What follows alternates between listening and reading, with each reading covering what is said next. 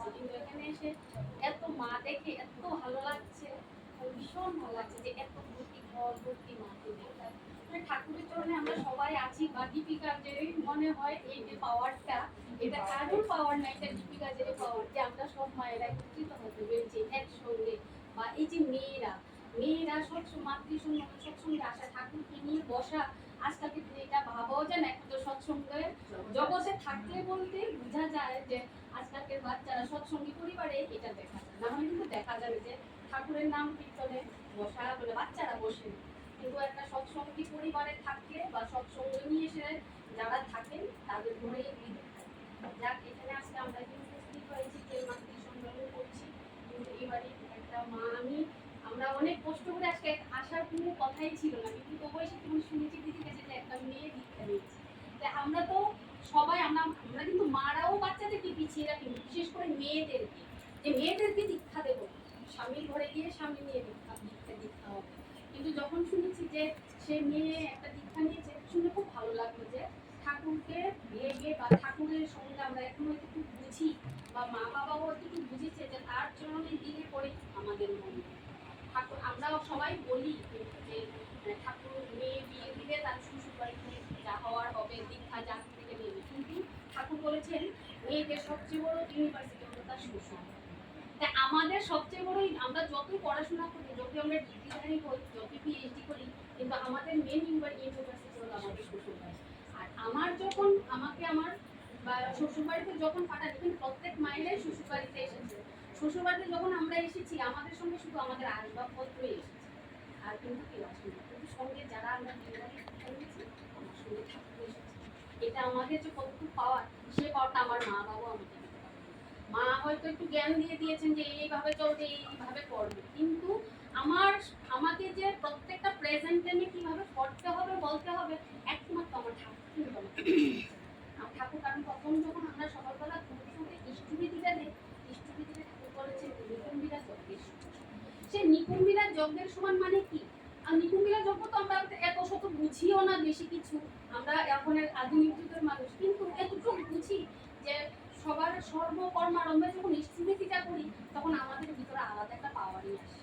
কারণ যতটুকু নাম ধ্যান করি তখন ওই সময়টাতে, এর চেয়ে বেশি তো করি না। যখন ইষ্টবিধি টাইম অনুযায়ী করি, কারণ ওই কাজ আছে ভাবতেই থাকে মন থেকে, তবু যতটুকু করি এটাই যেন আমাদের সারাদিনের যে পাওয়ারটা আমাদের প্রয়োজন সেটা গুটিয়ে যায় আমাদের। তাই আমাদের আর কি লাগে, আমাদের বাচ্চা বাড়া ঠাকুর ধরে রেখে দেওয়ার জিনিস না। ঠাকুর আমার মধ্যে সব সময় থাকবে, ঠাকুর আমার মধ্যে সব সময় থাকবেন। কখন? আমার চলা বলা পড়া খাওয়া চিন্তা, আমার রান্না বান্না সবকিছুর মধ্যে আমার ঠাকুর থাকবে। তাহলে কি হবে? ঠাকুর জীবন্ত হয়ে থাকবে আমার ভিতরে। আমার ভিতরে যদি আমি ঠাকুরকে জীবন্ত করে না রাখি, তাহলে ঠাকুর ধরার কোনো মানে নেই। তাহলে ঠাকুরকে জীবন্ত তখনই আমি করে রাখবো শুধু ইষ্টবৃত্তি না, ওই যজন যাজন, ঠাকুর যে বলেছেন যজন যাজন ইষ্টবৃত্তি করলে নাকি মহান। তো যজন যাজন, যজন মানে আমি ঠাকুরকে নিয়ে ভাববো। আমরা এখানে সবাই কিন্তু ঠাকুরকে নিয়ে অনেক কিছু ভাবি, যে একটা মাতৃ সম্মেলনে যাবো বা সৎসঙ্গ চিন্তাই হোক না, ঠাকুরকে নিয়ে অনেক কিছু জানি, কিন্তু আমরা অনেক কিছু জানি কিন্তু বলতে পারি না, তাকে ভাষায় প্রকাশ করতে পারি না। কিন্তু ঠাকুর সম্বন্ধে অনেক কিছু জানি। ঠাকুরের সেই ছোটবেলা থেকে শুরু করে ঠাকুরের যৌবন বয়সে ঠাকুর কি করেছিল, ঠাকুরের সত্যানুসরণের একটা পার্ট যদি আমরা পড়ি, একটা লাইন যদি পড়ি, তখন এটা আমাদের মনের মধ্যে একটা ভেসে উঠে যে ঠাকুর কি বলতে চেয়েছে। এটা মানে আমাদের নিত্য জীবনের সঙ্গে কি ঠাকুর সত্যানুসরণে প্রথমেই লিখেছেন যে দুর্বলতার বিরুদ্ধে আমাদের যুদ্ধ করতে হবে। তো যুদ্ধ কি বন্দুক নিয়ে নাকি ধনুক নিয়ে? কিছু নিয়ে। দুর্বলতার যুদ্ধটা আমার নিজের সঙ্গে নিজের। আমার সেই যুদ্ধটা কি আমি দুর্বল হব না, কিভাবে যে কারোর সঙ্গে গিয়ে ফাইট করবো, ঝগড়া করবো, তা না। আমি প্রত্যেকটা আমার জীবনে যদি কোনো প্রতিকূল অবস্থা আসে, তখন আমি তার অনুকূলটা নিয়ে আসবোই আসবো। ওই পাওয়ারটা আমার মধ্যে আসে ঠাকুর ধরে, আর ঠাকুর ধরে আমি আমার তাকে আমার ভিতরে জীবন্ত রাখলে পরে তখনই পাওয়ার আসে। অনেকেই বলেন একটা ঠাকুরের গল্প বলে, ঠাকুর তখন যৌবন বয়সী ছিলেন। এক দাদা জমিদার দাদার ছেলে, ইনি বলছেন যোগেশ দাকে বলছেন যে যোগেশ দা, আপনি আর আপনার স্ত্রী ঠাকুরের দীক্ষা নিলেন, আমরাও নিলাম, কিন্তু আপনি আর আপনার স্ত্রী নাকি ঠাকুরের স্বয়ং সাক্ষাৎ পান, ঠাকুরের নাম ধ্যান যখন করেন ঠাকুর এসে স্বয়ং দেখা দেন, কিন্তু আমাকে তো আর কোনোদিন দেখা দেন। তখন তিনি বলছেন আরে এটা কি হয়, আপনিও এইভাবে ডাকবেন তাহলে হবে। তাহলে কিভাবে? একদম কাঁদো কাঁদো ভাবে ভীষণ ভাবে ডাকবেন, ঠাকুর ঠাকুর আমি তোমাকে চাই, ঠাকুর আমি তোমাকে চাই, নাম ধ্যান করতে থাকবেন, কাঁদতে কাঁদতে বালিশ ভিজিয়ে ফেলবেন রাত্রে, দেখবেন ঠাকুরের সাথে। তখন তো ঠিক আছে আজকে তো করবো, তার ভিতরে তো ফন্দি, যে ফন্দি করে আমি ঠাকুরকে দেবো। কিন্তু ওই যোগেশদের বা ঠাকুরকে দিয়ে বসে তিনি তার ঘরে প্রার্থনা করছেন, ঠাকুর আমি তো বলে এসেছি তুমি দেখা দেবে, কিন্তু তুমি ওকে দেখা দাও না হলে যে তোমার কলঙ্ক হবে ঠাকুর, আমি তো কথা দিয়ে দিয়েছি, তুমি বলিয়েছো তাই আমি বলেছি, কিন্তু আমি এখন জানি না, তুমি ওকে দেখা দাও না হলে তোমার নামের যে কলঙ্ক হবে। ইনি ডাকছেন যে ঠাকুর তুমি ওকে দেখা দাও, আর ইনি ডাকছেন, খুব ডাকছেন, ডাকতে ডাকতে ঠিক ঠাকুর এসেছেন পরে তা আবার তারপরে বলছি কি এত এত কাঁদছিস কেন, এত ভাবছিস কেন, আমি তো তোদের পাশেই আছি, এ কথা বলেছে ঠাকুর। কিছুক্ষণ পরে আবার ঠাকুর নেই, কি হয়ে গেল, এবার তিনি এই ভাবতে ভাবতে ঘুমিয়ে গেলেন। এবার ভোরবেলা যখন তার ঘুম ভাঙলো আবার উঠে বসলো, আরে সত্যি কি ঠাকুর এসেছিল, আমি তো ঘুম নাকি আমি ঘুমে স্বপ্ন দেখলাম, তার বিশ্বাস নেই।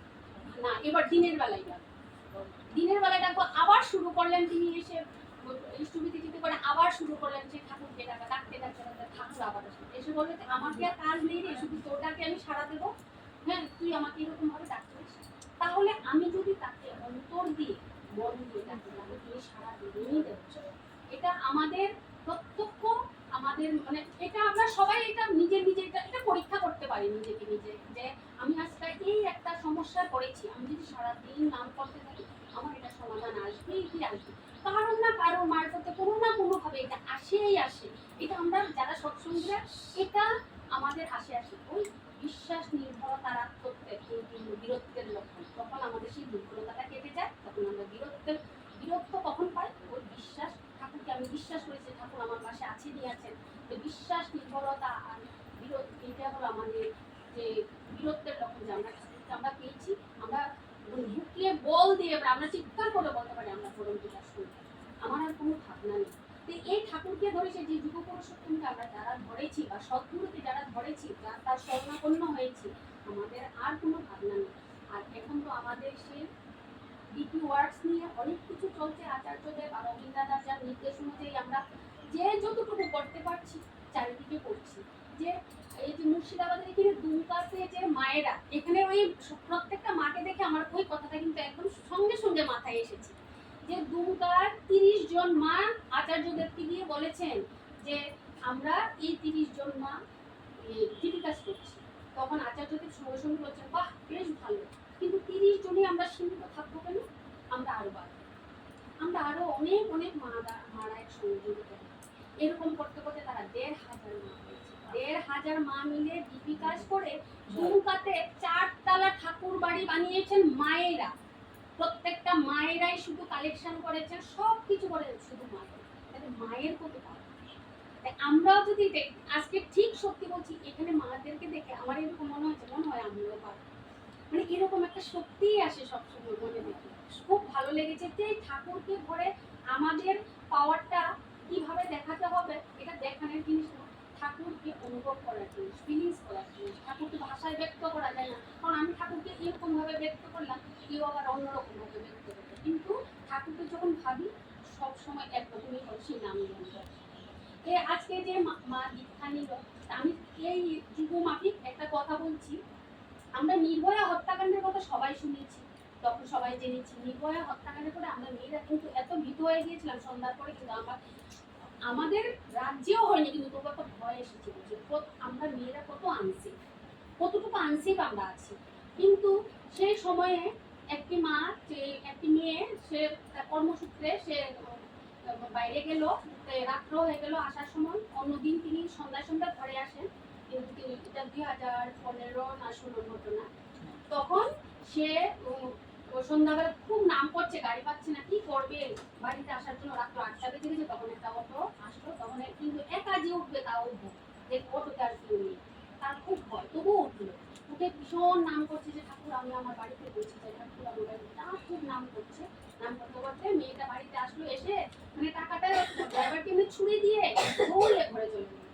তখন অটোওয়ালা পিছে পিছে ও দিদি দাঁড়ান ও দিদি দাঁড়ান, আপনি তো একজনের ভাড়া দিলেন, আপনি তো দুজনের ভাড়া দিলেন না, তখন বললো, তখন দৌড়ে যখন ঘরে গিয়ে তখন মেয়ে মাকে নিয়ে সামনে এসে দাঁড়ালো, তখন বললো যে আপনি তো একজনের ভাড়া দিলেন, দুজনের ভাড়া দিলেন, তো আমি তো একাই এসেছি, বলে না আপনার সঙ্গে তো তখন ঘরের মধ্যে ঠাকুরের ছবি ছিল, তো ওই যে উনি তো আপনার পাশে ছিলেন, ওনাকে তো আপনি ওনার ভাড়া তো আপনি আমাকে দেননি, ও যে নাম পাশে ঠাকুর ছিল যে তাকে রক্ষা করার জন্য। ওই যে রক্ষা কবচ আমাদের নাম। তো তার পাশে যখন ঠাকুর ছিল তো বলছেন, তো তখন মেয়েটা ওর মা বলছে, দাদা আপনি কত ভাগ্যবান, আমরা ঠাকুরের নাম নিয়েছি, দীক্ষা নিয়েছি, ঠাকুরের কাজ করছি, আমরা ঠাকুরকে দেখতে পাইনি, কিন্তু আপনি ঠাকুরকে দেখেছেন, আমার ঠাকুরকে আপনি দেখতে পেয়েছেন, আপনি অনেক ভাগ্যবান। এরকম। তাহলে এই যে আমরা যে এখন আমরা বলি আমরা আধুনিক সমাজে আছি, আমরা অ্যান্ড্রয়েড মোবাইল ব্যবহার করি, কত কিছু আপডেট, আমরা এই মোবাইলের আপডেটের সঙ্গে সঙ্গে কিন্তু আমরা নিজেরও আপডেট হচ্ছি। হ্যাঁ, কিন্তু ভালো দিকে না, মনে দিকে আমরা কিন্তু ভালো দিকে হচ্ছি না। কিন্তু এইটা সৎসঙ্গে আমরা যখন আসি, এটা কিন্তু আমাদের সে আপডেটটা, আমরা কিন্তু এখনো মোবাইলটা হাতে নিলে প্রথমে আসে হোয়াটসঅ্যাপে দেখি কোন দিদি আমাকে কি পাঠালো, আমার গ্রুপটার মধ্যে কি আসলো, আমরা কিন্তু আজ ভালোটাই দেখি। হ্যাঁ, গ্রুপে দেখি কে জয়গুরু দিল, আমারটা রয়ে গেল, আমিও দিলাম। তো এরকম গ্রুপের মধ্যে দেখি কে কি পাঠালো, ঠাকুরের অনেক ছবি আসে, অনেক বাণী আসে, বা এখন যে ডক্টর রাজেশ চৌধুরী দাদা যে অনেক কিছু পাঠায়, এগুলো পরে নিজেরা মোটিভেট করি। হ্যাঁ, যে না মানে ঠাকুরকে ধরে এটুকু আছে, সঠিক পথেই চলছি, এরকম একটা ভাবনা আসছে। তো এরকম ভাবে যদি আমরা চলি, তাহলে আর আমাদের আর কোনো ভাবনা নেই, আমরা মঙ্গলের দিকে আছি, আমরা পরমপিতার চরণে আছি। আমি এখানে বেশি দীর্ঘায়িত করছি না, আর একটু আলোচনা করবেন। পরমপিতার রাত্রির চরণে প্রার্থনা করি, এখানে প্রত্যেকটা মা যেন আমরা ঠাকুরের চরণাশ্রিত হয়ে থাকতে পারি, ঠাকুরকে মাথায় নিয়ে দীপি কাজ করে আমরা যেন সবাই মাতোয়ারা হয়ে থাকতে পারি। আর যে বাড়ির মা যে আজকে দিতে পারলে আমি ঠাকুর বলি, সেই ঠাকুরের সেই যোজন জাতি পরায়ণ হয়ে